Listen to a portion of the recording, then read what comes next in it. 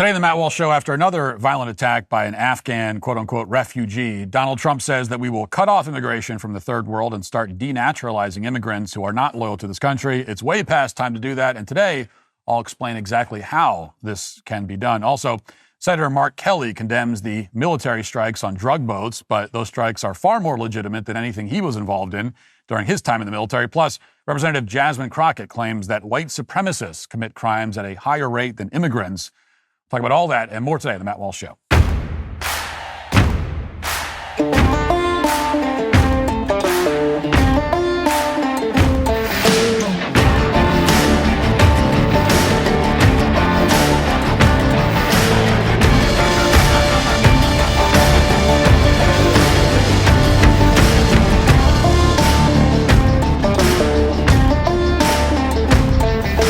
This is it, the biggest sale we do all year, guaranteed. Daily Wire Plus is half off for a limited time. Get access to every show, movie, and the Pendragon Cycle, Rise of the Merlin. Go now to dailywire.com/subscribe.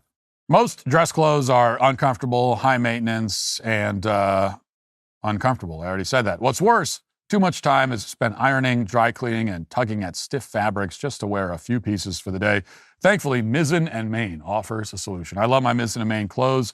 The quality is great, but my favorite part is that it looks ready to wear after being cleaned, and I don't walk around looking like some kind of hobo as I usually do. Mizzen & Main makes classic menswear with performance fabric, so looking sharp doesn't have to be a hassle. They invented the performance fabric dress shirt over 10 years ago, and they've been perfecting it ever since with modern fabrics that really deliver. Their shirts and pants look refined and professional while simultaneously being stretchy, lightweight, moisture-wicking, and wrinkle-resistant. So, no matter what the day holds for you, you'll stay comfortable and confident. Plus, everything's completely machine washable, so no more ironing or dry cleaning runs, which save so much time with a busy schedule. It's a timeless style that you can invest in once and enjoy for years, which is why thousands of guys swear by Mizzen & Main when they want to look great without all the hassle. Right now, Mizzen & Main is offering our listeners 20% off your first purchase at mizzenandmain.com, promo code Walsh20. That's Mizzen spelled M-I-Z-Z-E-N and Main, M-A-I-N.com. Promo code Walsh20 for 20% off. Mizzenandmain.com, promo code Walsh20. And if you'd rather shop in person, you can find Mizzen & Main stores in select states. Fairfax, Virginia, a suburb of Washington, D.C., is one of the most reliably Democrat counties in the entire country. More than 65% of residents voted for Kamala Harris in the last presidential election. It's also a mostly white, affluent county, where the median household income is well over $120,000 a year. In Fairfax, to the extent you come across any local drama at all, it usually has to do with dismantling the school system in the name of diversity, or how Donald Trump is being too mean to government workers, or how delusional boys should be allowed to compete in girls' sports and use the girls' locker room. So put another way, Fairfax is one of those places where Democrats congratulate each other for being far more civilized and far more rational and forward-thinking than their political opponents. In Fairfax, they've rejected the bigotry of the Trump administration, the xenophobia, the racism, the horrific ableism that's involved in calling reporters retarded to their faces, and so on. Fairfax, unlike most of the country, is enlightened. They don't simply want to help the marginalized, they want to save their lives. That's the prevailing attitude. So it must have come as a great shock to the residents of Fairfax when, on April 23rd, one marginalized member of their community, a 36-year-old man named Jamal Wali, declared during a traffic stop that was being conducted by Fairfax police officers that every white person in Fairfax is a complete and total moron for allowing him into the country. And then when the police informed him that he would be receiving a speeding ticket, Jamal declared that, in his estimation, the Taliban is far better than the government of Fairfax. And then, to make matters significantly worse, Jamal began shooting the police officers from inside his 1999 Toyota Corolla. Now, this was a shooting, the attempted murder of several police officers in a county that overwhelmingly supports open borders and fake refugees, that didn't receive any national attention at all. Even in local media reports, the shooting was sanitized. But in retrospect, it was one of the most significant stories of the year that no one talked about. It's very clear that these officers who ultimately killed Jamal saved many innocent lives by doing so. This was a terrorist attack waiting to happen. So we'll start with the body camera footage. And I want you, as you watch this, to also listen carefully to what is said. So you brought me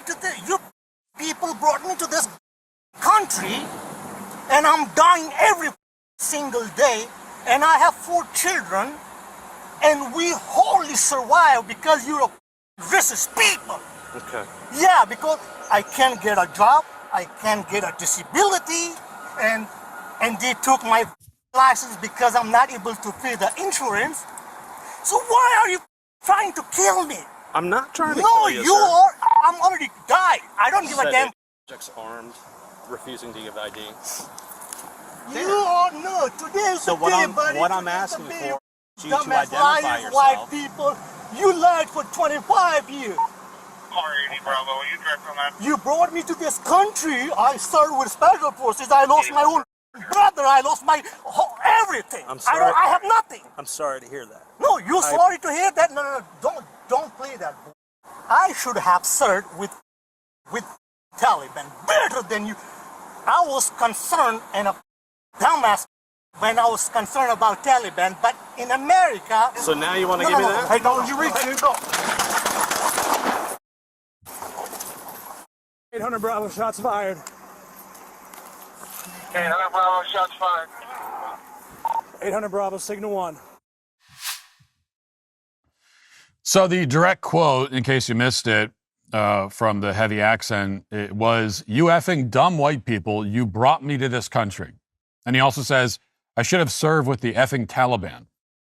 Now, those are quotes that, for obvious reasons, did not appear in any Virginia-based news outlets' coverage of what happened.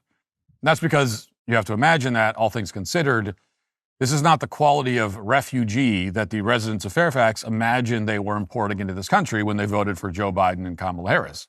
They didn't imagine that they were importing people who would literally say, "You dumb effing white people, you brought me into this country," before they start, blasting. After all, the refugees had supposedly fought alongside U.S. troops in Afghanistan. And it's simply not possible that the refugees had no morals whatsoever, even if they had betrayed their own countrymen in exchange for a quick paycheck from the U.S. I mean, we certainly shouldn't consider, when we hear so much about the Afghans who helped the United States and how it's our obligation to bring them into the United States, we shouldn't consider the possibility that actually being an Afghan turncoat makes you, if anything, an even less trustworthy person and therefore even less qualified to become an American citizen. No, we shouldn't say to ourselves, well, yeah, thanks for helping the U.S. government, I guess, but I mean, you turned coat because we paid you, so I don't want you here. No, these refugees all must love America deep down. They must be patriots. They must strongly believe in freedom and the U.S. Constitution. And on top of that, all these refugees were carefully vetted by the Biden administration. The refugees had to certify that in their wildest dreams, they would never dream of waging jihad against Americans. So what could have gone wrong here? And how do we fix the problem that's been created throughout the entire country by people like the residents of Fairfax? And that's not a rhetorical question. With every act of murderous violence by fake Afghan refugees, it's become clear that we need an answer to this question. We have to reassess how we have allowed foreigners into this country, and we need to start removing the people who lied to us as part of that process. Otherwise, many more innocent people will die and are dying. Now, the day before Thanksgiving, as you've seen by now, 2 National Guard soldiers were shot in the streets of Washington, D.C. One of those soldiers is now dead. The other is fighting for his life. In addition to the ambush in Fairfax, this is just the latest act of terrorism by Afghans living in this country over the past year. But it's far from the only one. We can't forget about the Election Day terror plot in Oklahoma, another planned attack in Texas that was foiled just the other day as well. Watch. Well, right here is the nearly 30 pages of federal court documents. In them, prosecutors lay out a timeline of the 2 suspects' actions, how they supported ISIS, and a planned Election Day terrorist attack on U.S. soil. On October 7th, Tahedi and the juvenile met with an FBI asset in rural Oklahoma to try and purchase 2 AK-47 assault rifles, 10 magazines, and 500 rounds of ammunition. That's where the 2 were arrested. They've always been a little strange, a little off. While Tawhedi lived in Oklahoma City, neighbors in Moore, where the juvenile suspect lived with his father, mother, and 5 siblings, say the family had never been friendly. They've always been weird, but it's never been like call the police weird. DHS is confirming that an Afghan national was arrested Tuesday after posting a video of himself on TikTok indicating he was building a bomb with an intended target of the Fort Worth area. Mohammed Dawood Al-Okazai is charged at the state level with making a terroristic threat. According to DHS, listen to this.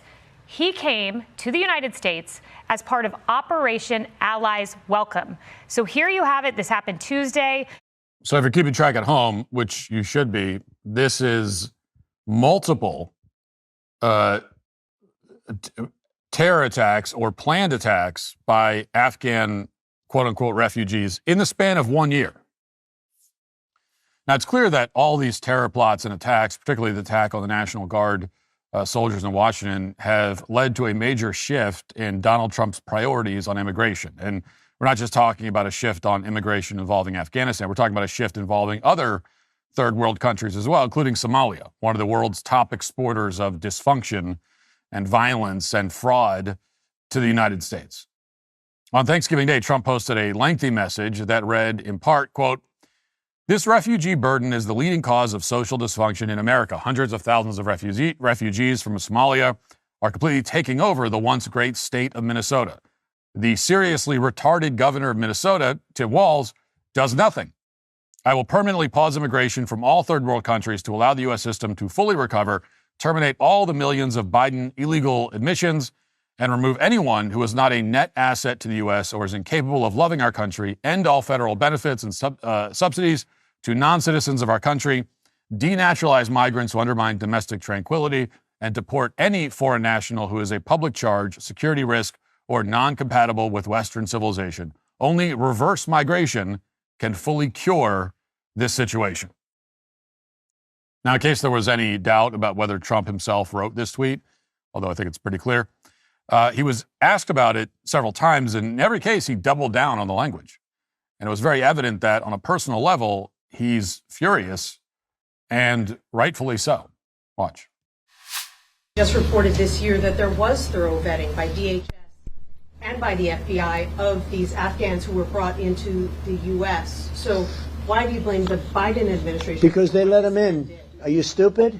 Are you a stupid person? Because they came on a plane along with thousands of other people that shouldn't be here, and you're just asking questions because you're a stupid person. And there's a law passed that it's almost impossible not to get them out. You can't get them out once they come in. In that same post, you mentioned Tim Walz, and you called him what many Americans do find inoffensive or retarded. Do you stand by that claim of calling Tim Walz retarded? Yeah, I think there's something wrong with him. Absolutely, sure. But you don't think that you have a problem with him? You know what? I think there's something wrong with him. Anybody that would do what he did, anybody that would allow those people into his state and pay billions of dollars out to Somalia. We give billions of dollars to Somalia. It's not even a country because it doesn't function like a country. It's got a name, but it doesn't function like a country. Yeah, there's something wrong with Walz. Well, he's right about that, about all of it, including Walz being retarded. But this is the president's chance to reverse the trajectory that the Republican Party is on. If he actually delivers on what he's promising to do, if in addition to stopping migration from the third world, he begins denaturalizing foreigners who have lied their way into the country, then the lives of millions of Americans will be clearly, markedly improved in every way. And therefore, millions of Americans will have a reason to vote for Republicans in next year's elections, which at the moment, they don't really have. So how would mass denaturalization work exactly? So the first thing you need to know about denaturalizing a foreign national is that in recent history, it's been extremely rare. During Trump's first term, only around 168 denaturalization cases were filed in federal courts. During Biden's term, the number was even lower at just 64. But it doesn't mean that mass denaturalization has never happened before. By some estimates, during the Great Depression, the United States constructively denaturalized, as they put it at the time, meaning kicked out of the country, more than 1 million American citizens, most of whom were born to first-generation Mexican immigrants. So no process was followed for the most part. No legal scholar, quote unquote, will defend any of that. But as a factual matter, it did happen. They had to go back to Mexico at a time of extreme crisis in this country where jobs were scarce. People with genuine ties to this country, Americans born to American citizens, forcibly removed people without those ties. Now, what's changed since the Great Depression is that through a series of laws and court cases, the process of denaturalization has become very well defined and much more challenging for the government to actually implement. Essentially, the government has to demonstrate that the naturalized citizen had lied in some significant way during his application for citizenship. And there are other ways too, like showing the citizen has joined the Communist Party or a terror group, but that's the main one. So this is a high standard, but it's not insurmountable at all. We can certainly find more than 168 Somalis in Minnesota alone who would qualify easily under this standard. These are foreigners who, as part of their citizenship application, pledged loyalty to the United States and only the United States. They also certified that they were not involved in fraudulent marriages or anything like that. And very often, these Somalis were lying. Here's Joseph Edlow, the director of U.S. Citizenship and Immigration Services, and here's what he has to say about it. Watch. Since September 19th, officers from our Fraud Detection and National Security Directorate, working in teams, have conducted over 1,000 site visits across the Minneapolis-St. Paul area as part of this operation. What they found should shock all of America. Focusing on a list of over 1,000 target cases involving more than 900 individuals, our officers encountered blatant marriage fraud, visa overstays, people claiming to work at businesses that can't be found, forged documents, abuse of the H-1B visa system, abuse of the F-1 visas, and many other discrepancies. Over the course of the operation, our officers found indication of fraud, non-compliance, or public safety and national security concerns in nearly a little less than 50% of the cases interviewed. You're aware of the CHNV, the parole programs that the previous administration was involved in, bringing people in. People here were allowed to sponsor individuals to come in from certain countries. As I said, we found organizations here that were involved in sponsoring many, many individuals. They did not know necessarily the individuals they were sponsoring. They were doing almost a blanket sponsorship. That is fraud. That's something that should have been caught. It's something that I know the previous administration was aware of how the sponsorships were happening, and no action was taken. I'm glad to see that we're taking action.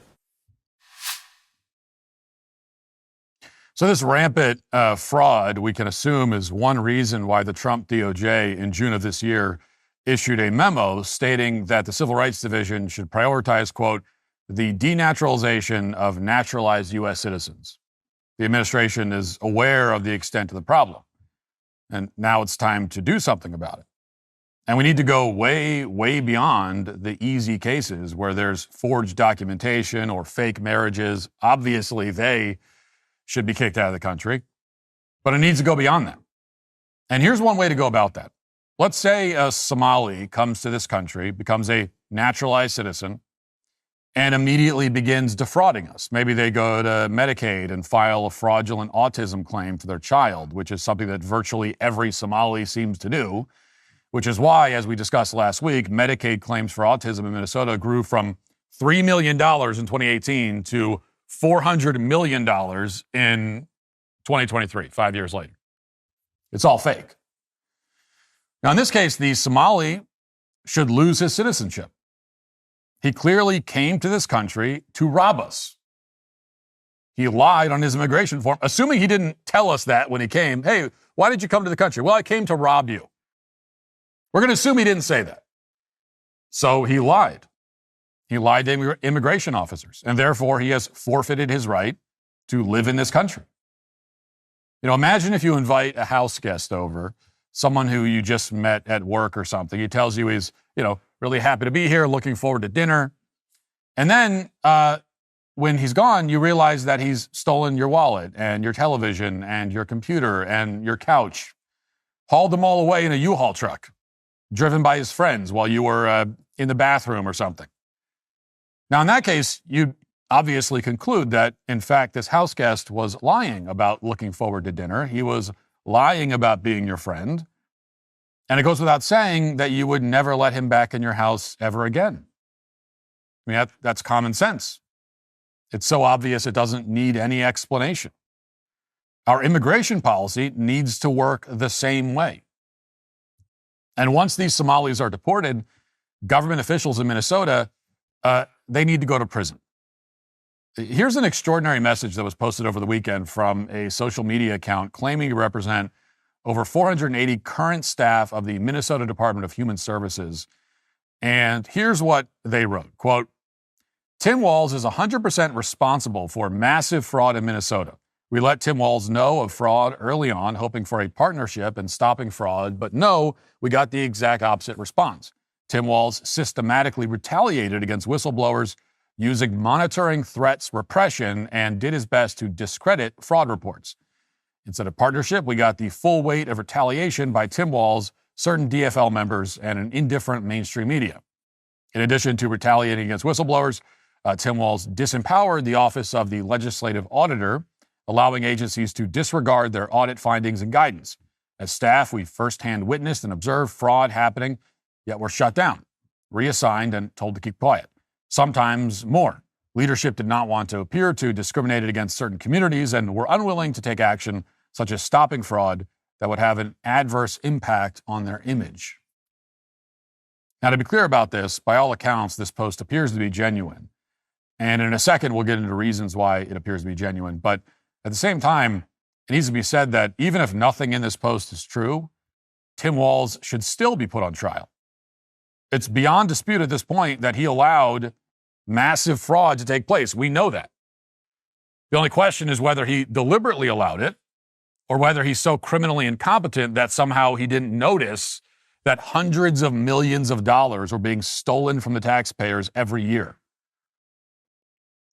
Well, neither option is good for Tim Walz. And the truth, as that post states, does appear to be that as a matter of state policy, the administration of Tim Walz effectively endorsed this fraud. This is from the New York Times, a paper that obviously is not in the business of hitting Democrats most of the time. But in this case, the allegations are so devastating and so obviously true that they have no choice. They want to eliminate Tim Walz politically because he's become a liability. So here's what they reported. This again is from the New York Times. Over the last 5 years, law enforcement officials say fraud took root in pockets of Minnesota's Somali diaspora as scores of individuals made small fortunes by setting up companies that billed state agencies for millions of dollars worth of social services that were never provided. Federal prosecutors say that 59 people have been convicted in those schemes so far, and that more than $1 billion in taxpayers' money has been stolen in 3 plots that they are investigating. That is more than Minnesota spends annually to run its Department of Corrections.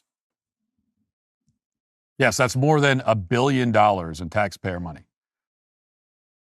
Scammed by Somalis who shouldn't be here in the first place. And the link to Walz is clear. Continuing with the article, quote, in one case, hundreds of providers were reimbursed for assistance they claimed to have provided to people at risk for homelessness though federal authorities said services were not provided. The program's annual cost ballooned to more than $104 million last year, the authority said, from a budgeted projection of $2.6 million when it began in 2020. In another program aimed to provide therapy for autistic children, prosecutors said that providers recruited children in Minneapolis' Somali community, falsely certifying them as qualifying for autism treatment and paying their parents kickbacks for their cooperation. Prosecutors have so far charged one provider, Asha Farhan Hassan, 29, with wire fraud. Ryan Pakyaga, who also has represented other defendants in the fraud cases, said that some involved became convinced that state agencies were tolerating, if not tacitly allowing, the fraud. No one was doing anything about the red flags, he said. It was like someone was stealing money from the cookie jar and they kept refilling it. Yes, just one autism treatment provider has been charged with, in quotes, of course, has been charged with wire fraud after hundreds of millions of dollars were stolen from the program. Just one. That's why Somalis are so brazen about committing these crimes. They know that, in all likelihood, they won't get caught. The feds will catch maybe one or two people, while tens of thousands of fraudsters get away with it. Now, if you were watching the Sunday shows over the weekend, you probably saw how on various shows the suggestion was made that not all Somalis are like this. Tim Walz, for example, said something along the lines of, it's wrong to blame an entire community for the actions of a few. That was the gist of what he said. But actually, in this case, it's completely appropriate to blame the entire Somali community for what's happening in places like Minnesota. Yeah, we can blame all of them. They're committing a massive fraud. We're talking about, again, well over $1 billion in just a few years in one state. And this is unlike any other foreign fraud in American history.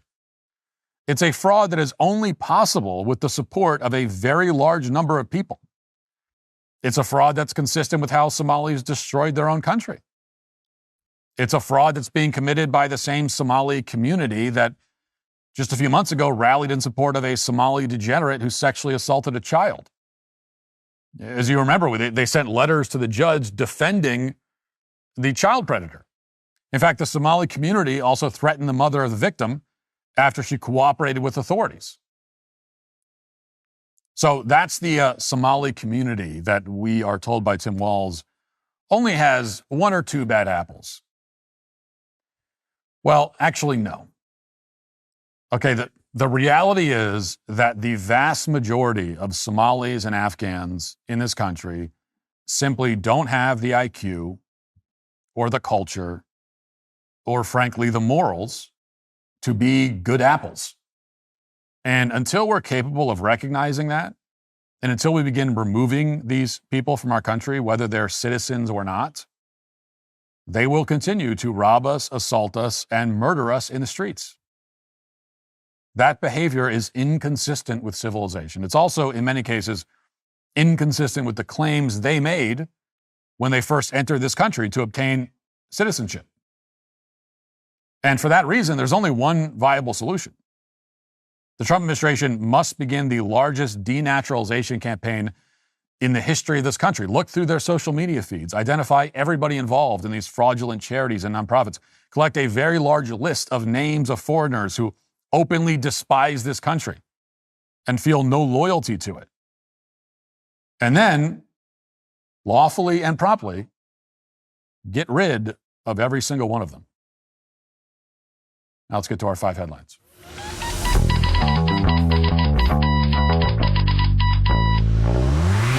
This podcast is brought to you in part by Stash. It's never too late to start investing your money, but it can feel like a guessing game, and you might not know where to start. But with Stash, you can grow with confidence no matter the market. Stash isn't just another investing app. It's a registered investment advisor that combines automated investing with expert guidance, so you don't have to worry about figuring it out on your own. You can choose from personalized investments or let Stash's award-winning smart portfolio do the work for you. With Stash, investing doesn't feel like gambling. It's simple, smart, and stress-free, so your money can finally start working as hard as you do. Get access to world-class financial advice with personalized guidance for just $3 a month. Don't let your money sit around. Put it to work with Stash. Go to get.stash.com/Walsh to see how you could receive $25 towards your first stock purchase. And to view important disclosures, that's get.stash.com/Walsh. Paid non-client endorsement, not representative of all clients and not a guarantee. Investment advisory services offered by Stash Investments, LLC, an SEC registered investment advisor. Investing involves risk. Offer is subject to T&Cs. This episode is sponsored by Priority Tax Relief. Are you overwhelmed by constantly worrying about your back tax debt? If you owe more than $5,000, then you're officially on the IRS's radar, but you can protect yourself today. Go to PriorityTaxRelief.com/Walsh. Whether you hit a rough patch, fall behind on filing, pulled money from a 401k, or ran into another burden, Priority Tax Relief has you covered. Priority Tax Relief is a team of highly qualified tax professionals who deal with the IRS directly to find a solution that saves you time, stress, and most importantly, money. They've negotiated thousands of successful cases that have saved millions of dollars for clients, which is great because what hardworking American doesn't want to be free of debt and start moving forward. Plus, the IRS has brought back some pretty aggressive collection tactics. We're talking wage garnishments, bank levies, even going after your home, your car, your retirement accounts. Priority Tax Relief can step in before it's too late. Listeners who owed $25,000, even $50,000, were able to get their debts reduced to a fraction of that. Some even had their debts fully erased. They act fast and they guide you through the entire process, so you always know what's happening. So if you received collection letters and you're constantly worrying about your tax debt, don't wait. Book your free consultation at prioritytaxrelief.com/Walsh. That's prioritytaxrelief.com/Walsh. All right, hope you had a great Thanksgiving. Thanksgiving is it's one of my favorite holidays because it's an American holiday. It's centered around food. There's no gift giving or receiving involved, which I like. I would prefer if we abolished all gift-giving occasions for adults. Okay, for kids should get presents, but as an adult, there really is no point in exchanging presents with adults who could just go out and buy whatever you're giving them if they really wanted it. So I've been saying this forever. I've been trying to rally people towards this cause to no avail. But that's why it's funny whenever I open a gift and the person who gave it to me is like, oh, you don't already have that, do you? And it's like, no, I don't already have it. But if I wanted it, then I would already have it. That's the thing. So I don't already have it because I just don't want this thing. If I did want it, I would just buy it. So, I think that's why I like Thanksgiving. There's no gifts. You just eat. And we had a pretty great Thanksgiving. I strained my hamstring pretty severely playing football, chasing my son down. He was in the other team and took a bad angle on the pursuit. Didn't even make the play. He scored the touchdown, pulled up with a hamstring injury. My son, of course, had no sympathy whatsoever. He was just gloating about scoring the touchdown, which I get. I mean, I would have done the same thing in his shoes, and apple didn't fall far from the tree. So I'm getting old is the lesson. Pulling your hamstring playing pickup football is like the classic old guy thing. And that's where I am now, which is fine. I want to start with, well, this is related to, I almost mentioned this in the opening, but it's not exactly national news, but it very much relates to the topic at hand. So this is a viral clip from the Whatever podcast and plays right into what we were talking about, like denaturalizing. What would that look like? Okay, if we were going to start a campaign of mass denaturalization, not just mass deportation, which we also need and we don't have right now, but also mass denaturalization, what would that look like? And how do you identify the people who should be denaturalized? If they lied on their application when they came here, how do we know? Well, fortunately, if we're going to pursue this, many of these people, they don't hide it. They don't hide the fact that they lied. And so here's a clip that I think kind of makes that point. Watch. Let's say the United States went to war with Colombia. Who do you side with? Colombia. Get the f*** out of our country. Holy f***. Why do you side with Colombia? Because I'm from Colombia. You've lived here for 10 years and you're now a citizen. Okay, still that doesn't mean I'm not gonna side with my country. Okay, I'm looking this up. Yes, becoming a citizen requires taking the oath of allegiance. By taking the oath, you pledge to renounce any foreign allegiance, support and defend the U.S. Constitution and laws, and perform service to the country when required by law. You do not become a citizen until you have completed the oath ceremony and received your certificate of naturalization. Did you receive your certificate of naturalization? Yes. Did you complete the oath ceremony? Yes. So you're a liar? Do you remember this? Yeah. Here, read that again. I do solemnly swear that I absolutely and entirely renounce and abjure, I don't even know what the that means, all allegiance, Colombia, and fidelity to any foreign prince or what the potentate? Is that a fucking fruit? What the is that? It's like a pomegranate and a fucking potato. State or sovereignty. Did you say that? Yeah. So you lied to get into the United States, bruv. I didn't lie. You have allegiance to Colombia. It's not allegiance. Originally, you said Colombia. Yeah. Yeah. Yeah, we'll stick to that answer.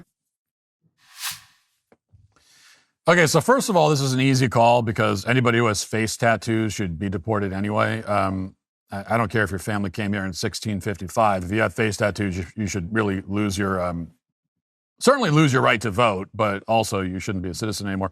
But second, this woman obviously needs to be denaturalized and kicked out of the country. She lied on her application. She lied when she took the oath. She committed fraud. And this is a clear-cut case. That's what we talked about in the opening. We need to actually go do it. If we're going to start denaturalizing, this would be a good place to start. Trump administration, that woman shouldn't be hard to find. Go find her and denaturalize her and kick her out of the country. That's the other thing, too, is that if you're going to say stuff like this, then you have to go do it. You might as well go do it. Because you're going to get blamed for it anyway. Now that you've said this, if you're the Trump administration, now that you've talked about denaturalizing citizens and kicking them out of the country, well, it's as far as the left's concerned, you've already done it. And so they're going to hang that around your neck anyway. Which, okay, like this is not an argument against doing it. Quite the opposite. What I'm saying is, okay, you've thrown down the gauntlet. And so now whatever blowback you're going to get politically, you're going to get regardless because you said it. So you have to do it, though. You have to actually follow through. If you say the thing and then don't do it, now it's the worst of all worlds because now you'll get the blowback for having done the thing, but you don't even get the results of having done it because you didn't do it. And this has been one of the problems for Trump since even going back to his first term. And I think they've done a lot of great things this second term, but you also have these things of like saying, okay, we're going to do this, we're going to do that, and then it doesn't happen. But because you said it, you're going to get blamed anyway. So don't say it unless you're actually going to do it. You say you're going to stop all third world immigration. Obviously, I'm a big fan. I've been calling for that forever. But you got to do it. Denaturalizing citizens and kicking them out of the country. That is in comparison to to the recent precedent, that's a radical step. But we need radical steps. So I'm all on board for it. But you got to do it. And so this is it. And you know, I think the problem is that, especially in recent history, we treat citizenship like it's a not guilty verdict in court or something. You know, once you get the verdict, there's no going back. That's double jeopardy. So you could be found not guilty, and then very clear evidence materializes after the fact, showing that you actually did commit the crime. Doesn't matter. You were found not guilty. You can't be tried again for the same crime. And we seem to treat citizenship like that. You know, someone becomes a citizen, and then it becomes very clear that they committed fraud, that they lied, that they're here for all the wrong reasons. And our attitude is, well, they're a citizen. Double jeopardy, you can't take it back now. No, you can take it back, actually. You can. There's a legal mechanism. And we've always had that legal mechanism. So citizenship is something you can lose. And you should lose it. There are many people who have it now who should lose it. And we should create an atmosphere where if you're an immigrant and you come here and you get to be a citizen and you're naturalized, where now you realize you have to walk a kind of a fine line and you have to mind your P's and Q's or you're gone. It's not, oh, you get citizenship and now, oh, I'm home free. No, it's, okay, you're a citizen now, but we made you a citizen and we can unmake it. So you better get in line. You know, you better go out there. You better love this country, at least act like you do. If you don't, fake it. You better fake it. Because if you don't, we're going to kick you out. Because here's the other point about this video. Most immigrants, the vast majority, feel exactly like face tattoo woman feels. Notice how she says, well, I'm going to side with my country, which is Colombia. That's who. So she's lived here for 10 years. But when she says my country, she means Colombia, not the United States of America. That's how she sees it. In fact, she doesn't even really understand why he's asking the question. She's confused by the question because it's so obvious. When he says, well, would you side with Colombia or the United States? It's not even as though she perceives this to be kind of a gotcha or she has to reveal some dark secret. It's just like, oh, well, Colombia. What do you mean? Of course, Colombia. It's my country. Why are you even asking me that? That's her attitude. And here's the thing. Which maybe it'll surprise you to hear me say this. Although if you've been paying attention, it won't surprise you at all. I respect it. I respect that attitude. When she's asked why she sides with Colombia, she says, because I'm from there.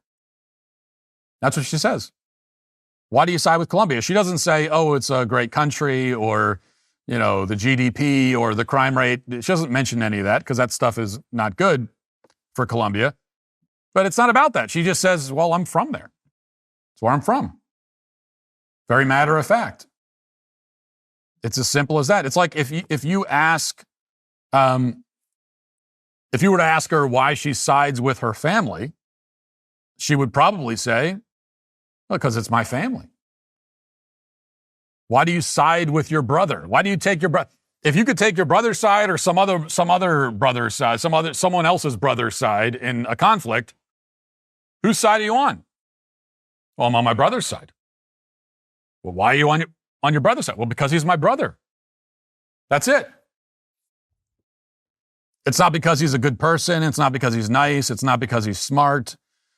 He might be those things or he might not be. But I'm on his side because he's my brother. That's it. And that's the attitude that most people have instinctively. If you ask me why I love my children, if you were to say, why do you love your children? I'm not going to say anything about their talents or their intelligence, how obedient they are, or how well they do with their schoolwork or anything like that. Now, I appreciate those things about them, but that's not why I love them. If you ask me why I love my kids, I'm not going to mention any of that. I think all my kids are really smart, but even if they weren't, I would still love them. No, I love my children because they're my children. That's the reason. So if you say, Matt, why do you love your kids? Because they're my kids. What do you mean? That's it. That's why I love them. And if you don't understand that, like if you actually need more of an explanation, then you're barely human. Because any human that should be all the explanation that you need. And that's how it is, or how it should be, with your homeland, with your country. You love it and you side with it because it's yours. It's where you're from. Right? Why do I side with America? Why do I love America? Why am I a patriot for America? Because it's my country. Because I'm from here. Because I was born here and my parents were born here. Because I have ancestors who fought in every war that America's ever been involved in. That's the reason. And you could look at all that and say, well, that's just an accident of your birth. It's got nothing to do with anything you've personally achieved. What, you love America just because it's your home, just because you live there and your parents? Yeah. That's why. I'm tied to this country by blood. And blood is stronger than personal choice or personal achievement. That's the truth. That's a truth that almost everybody on the planet understands instinctively, which is how you have these people from third world crap holes who come here and their countries are a disaster and they still have pride in their country and they value it over ours. And we as Americans, we often say, well, how could that be? How could you still care about this country? Look at what a disaster it is. Well, the answer is it's because it's their country. It's because it's where their ancestors are from. It's where their grandparents are buried. That's why. So how could an immigrant who chooses to come here to a country that is objectively better than their homeland still feel a deeper tie to their homeland? Well, again, I'll tell you how. Because blood is stronger than personal choice. Yeah, they chose to come here, but they are tied by blood to their country, to their homeland. They were born there. It's where their ancestors are buried. They will always feel a greater loyalty to that place. And like I said, I respect that. I truly do. I actually respect people who are from crappy countries but still feel pride in that country. It's like loving your mother even though she's an alcoholic crackhead or something. If somebody says they love their mother and I know that their mother is a disaster of a person, I'm not going to say, what do you mean? Look at her. She's terrible. Well, how could you love her? No, like you should still love her. It's hard for me to feel any affinity towards her as an outsider. She's not my mother. So I can look at that and say, well, thank God that's not my mom. But it is your mom and you should love her. And so I respect that. I understand that. But that's why I say, well, you got to go back. Nothing personal. I get where you're coming from, but you got to go back. And these immigrants, they come here not because they love our country. That's a small minority. I'm not saying that there are some people who come here and they with American flags waving and they just really, really want to be an American. And I'm not saying that never happens. That obviously does happen. But I think that's a small minority. I think the vast majority of people who come here, they care about their own country more. And they always will. They always will. And even their children will. And because why? Because why do they actually come here? For the most part, they come here not because, I really want to be an American, not because I have any great desire to be an American per se. They come here because it's an economic opportunity. They see America as an economic zone, as a place that it will benefit them personally to come here, and it will benefit their own countries that they actually care about, their real countries, because they're going to come here, they're going to make more money, they're going to send some of that money back to their homelands. Or they're going to come here and defraud our system and rip off our taxpayers and send that money back. And they're not going to care about it because they're going to say, I don't care. I'll defraud these people.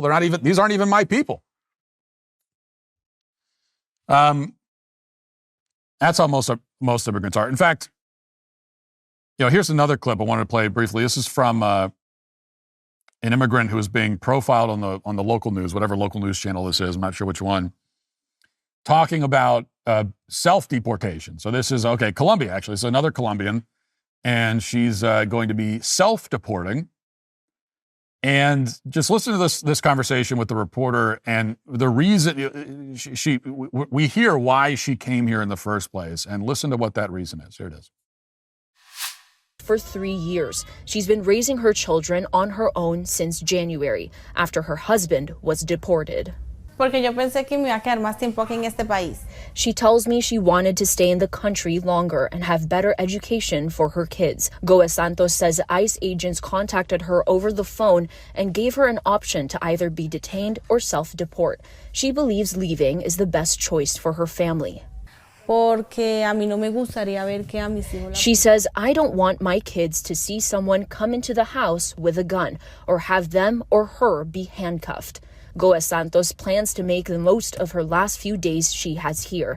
She still says she has plenty to be grateful for. She's thankful to God, for her kids, and family. I asked her what she'll miss most about being here in the U.S.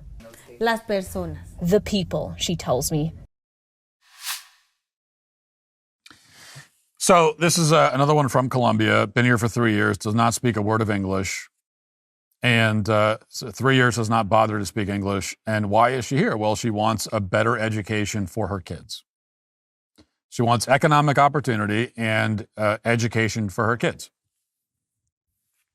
Which, again, I get it.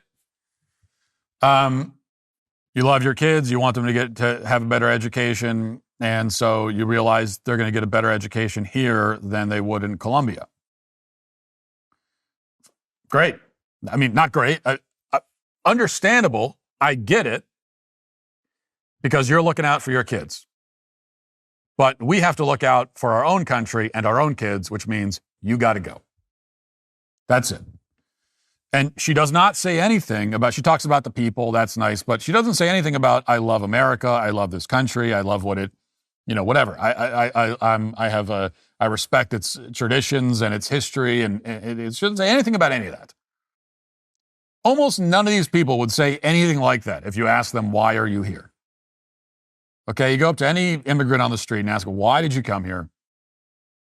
Almost none of them, not none, but almost none, will say, oh, I just love America so much. I just want to be a part of its traditions and its culture. And you're not going to hear that. You're going to hear, well, I can make more money here. Yeah, I want my kids to go to a good school. We don't have any good schools. I come from a third world country. We don't have any good schools. They're going to say something like that. And that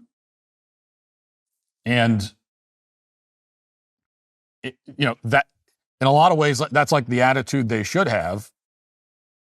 But that's also why they got to go. You got to go home. This is not your home, and even you would admit that. Okay, it's like if we say to you, you got to go home, and you know what we mean, because to you, when you hear go home, you don't think, oh, I got to go back to my, oh, you mean go home? You mean go back to my house in Cincinnati, Ohio? But you don't think that. You think, oh, when we say go home, you know we mean go to Colombia because you consider that to be your home.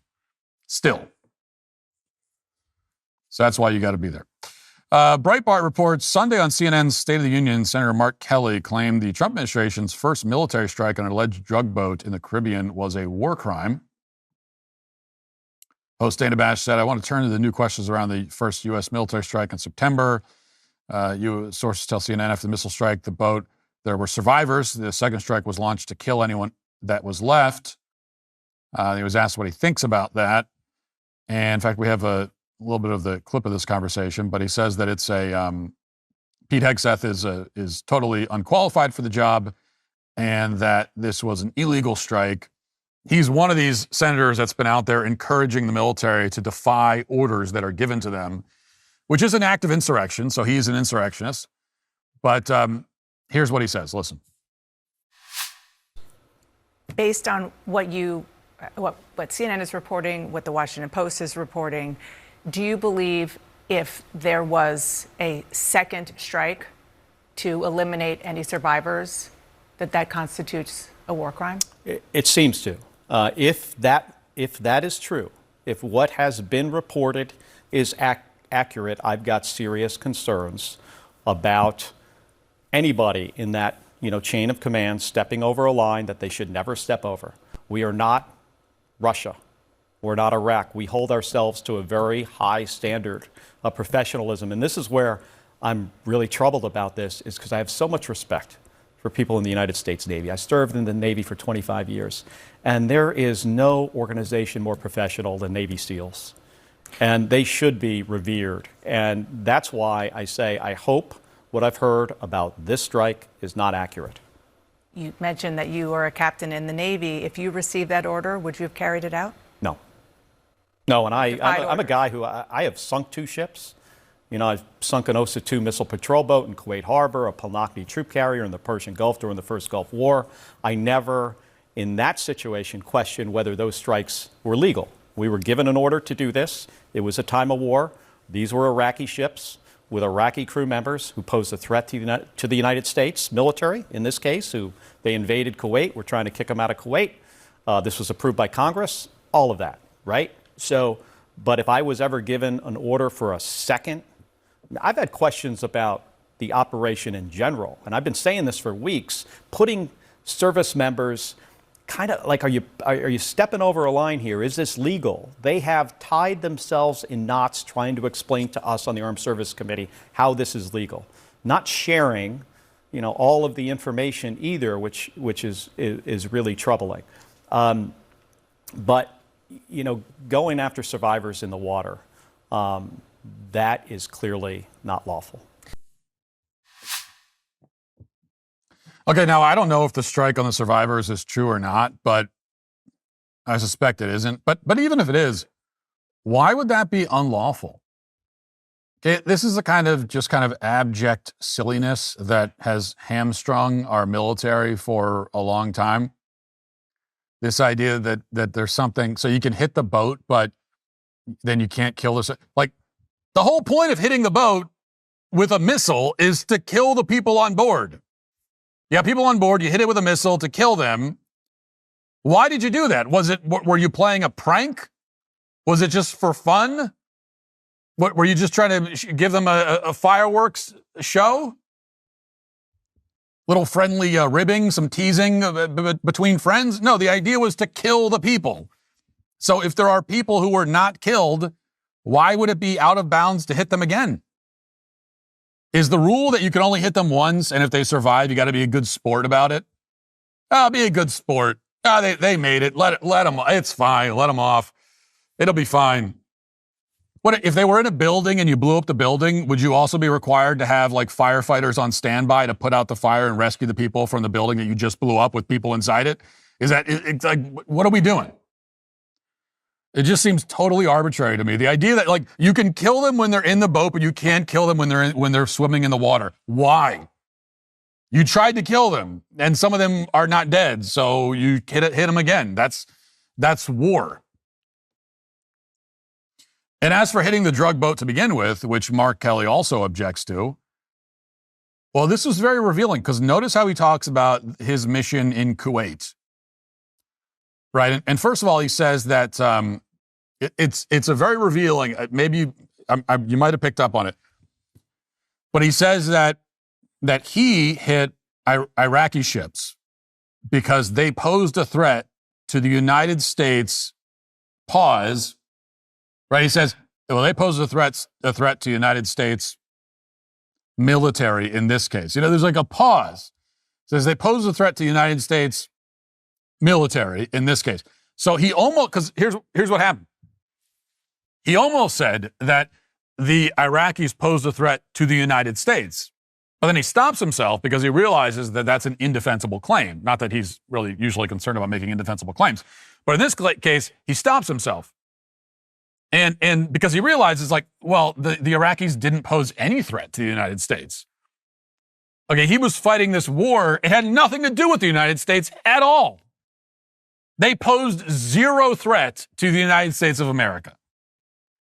So that's why he stipulates that, well, they posed a threat to the United States military. Well, why did they pose a threat to the United States military? Well, because the military was over there fighting them.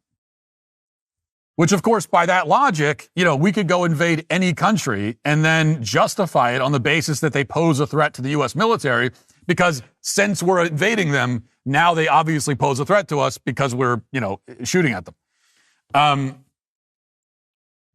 But that's an important difference because they're all the way over there. They pose no threat to the United States of America at all.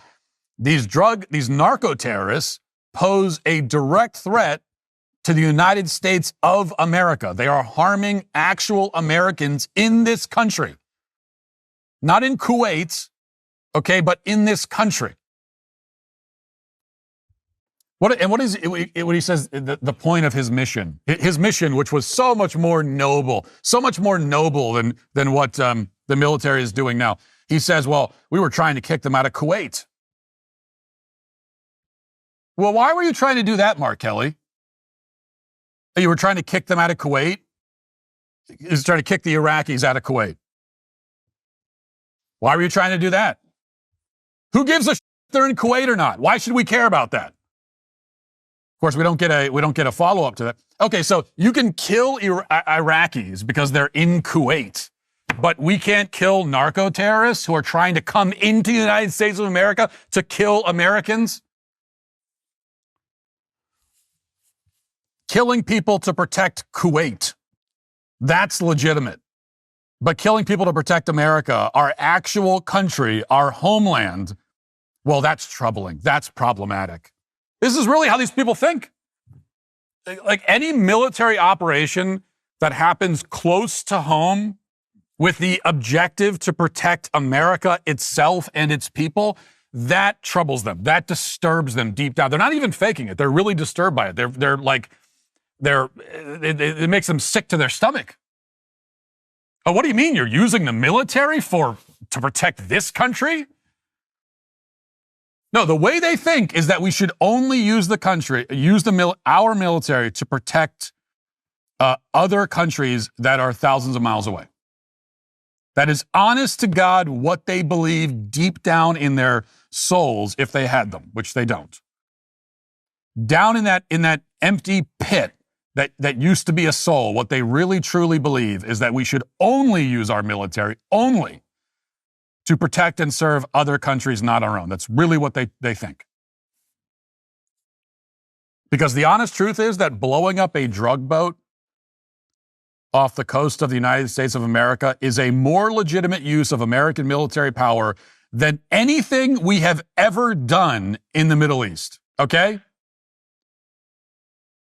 Just one strike on a drug boat headed towards America is more legitimate and more morally defensible than anything the United States has ever done in the Middle East. Anything, ever. And that to me is the kind of statement that will sound provocative if you are so far gone, if you're just a dyed-in-the-wool neocon and you're so far gone that, again, you just instinctively believe that you can't even articulate it, but you really believe that the American military should never actually be used to protect America. It should only be used thousands of miles away where we can't see it, and we're killing people for like reasons we don't even know. We're killing people that have nothing to do with us, that if they lived, it would have no effect on us whatsoever. Using it close to home, to protect our country is the only thing that's out of bounds to these people. So it really is. It's just, kill every drug trafficker, kill them all, kill them everywhere. We know where they are, and just kill every single one of them. Mass slaughter of every single drug trafficker who does any business inside the United States of America. Every single one. That's what we should be doing. We should be killing them in their drug boats. We should be going to the cartel compounds, wherever they are, and just annihilating them, wiping them out. Missile strikes, sending the Navy SEALs, utter and total slaughter of these people is what we should be doing. And it will, again, be far more legitimate than anything we've ever done in the Middle East. Ever. Okay. This episode is sponsored by Hallow. We are officially in the middle of holiday season. All the Christmas chaos can mean it's hard to find peace amid the cookies, wrapping paper, and half-packed suitcases that litter your front entryway. So this year, take a breath and lean into the stillness of the Advent season. Thankfully, my friends at Hallow have designed a challenge that's impactful and perfect for a busy holiday schedule. This Advent, you'll dive into the real story of Christmas, come to understand that it was probably just as chaotic as our own, and learn to surrender it all to God anyway and find real peace. Throughout Hallow's Advent Challenge, Pray 25, Be Still, you'll have the opportunity to meditate on the words of Psalm 46, Be still and know that I am God, and hear powerful excerpts from the Read of God and the Ruthless Elimination of Hurry. Experience the stillness of the Holy Family amid the chaos and busyness of the world, and dive into the story of the Nativity. Get 3 months free of Hallow today at hallow.com/Matt Walsh. Prepare your most peaceful Christmas season yet. It's Cyber Monday, and this is your final shot at the biggest deal we do all year. Daily Wire Plus annual memberships are 50% off right now. You get every show, every documentary, every movie, and our epic new series, The Pendragon Cycle, Rise of the Merlin. All access members get episodes 1 and 2 early on Christmas Day. Everyone else gets it on January 22nd. This deal only happens once a year. Join now at dailywire.com/subscribe. Finally, we have this from Jasmine Crockett, quickly, a scholar and genius, and she has thoughts about deportations that she wants to share since we're on the subject. Listen. Because if that's the case, let's talk about the white supremacists and how many of them need to be kicked out of this country, because I can guarantee you I can track down more crimes that they've committed, because overall immigrants have a lower crime committal rate than white supremacists. But we don't want to talk about that in this. Immigrants have a lower crime committal rate than white supremacists. A crime committal rate, she says. Now, needless to say, this is totally false, obvious, just a fabrication made up out of thin air, not challenged. She says that there's no, an obvious follow-up is, oh, well, what is the crime committal rate of white supremacists? What are you talking about? You brought it up. What do you mean? She would not be able to answer that follow-up because it's totally invented. You know what the crime committal rate of white supremacists in this country is? 0.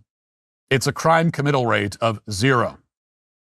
0% of the crime in this country is committed by white supremacists. You could wander this country from coast to coast and in between for 100 years, and your chance of ever being victimized by a white supremacist in any form is 0%. Okay? There is no threat from white supremacists. You're more likely to be gored to death by a moose in the forest somewhere than you are to be killed by a white supremacist.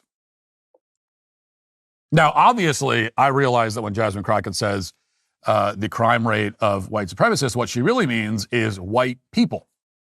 Because to her, every white person is a white supremacist because she's an anti-white bigot with a 45 IQ. She hates white people. She has the intelligence of a tree stump. And so she thinks that every white person is a white supremacist. But here's what's funny. Even if that were true, even if we accept that the definition of white supremacist is any white person, still her claim would not be true. Still, white supremacists would commit crimes at a much lower rate than almost every other group.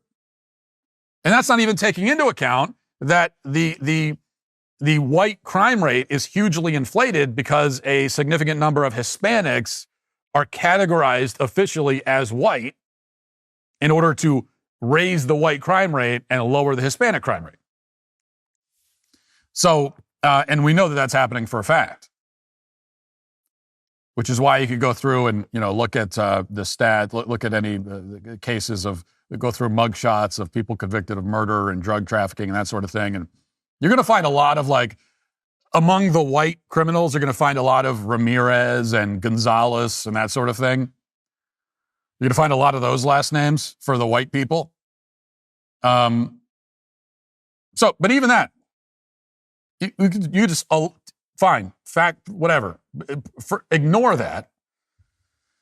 It still doesn't matter because the crime rate among white people is so low that even if you inflate it by including a bunch of non-white people, it's still lower than almost every other group. That's the actual reality of the situation. But that's what you get from Jasmine Crockett, who is aggressively mediocre and dishonest and unimpressive in every imaginable way, and therefore, may likely be the 2028 Democrat presidential nominee. It would not surprise me at this point in the slightest. All right, that will do it for the show today. We'll wrap it up there. Thanks for watching. Thanks for listening. See you tomorrow. Have a great day. God.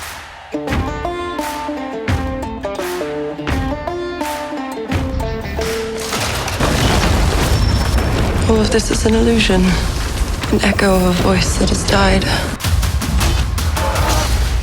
And soon that echo will cease.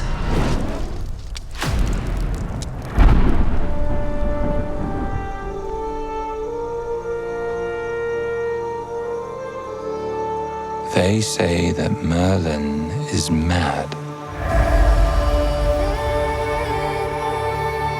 They say he was a king in Dyfed, the son of a princess of lost Atlantis. They say the future and the past are known to him, that Let the fire and the wind tell him their secrets. Let the magic of the hill folk and druids come forth at his easy command.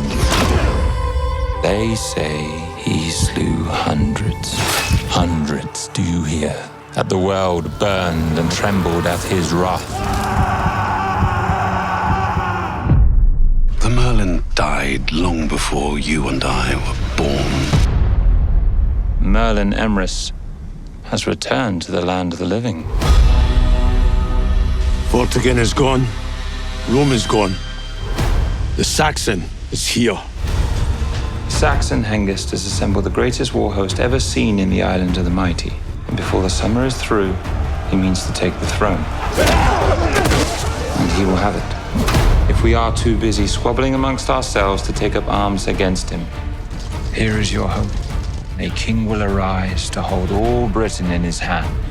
A high king who will be the wonder of the world. You. To a future of peace. There'll be no peace in these lands till we are all dust.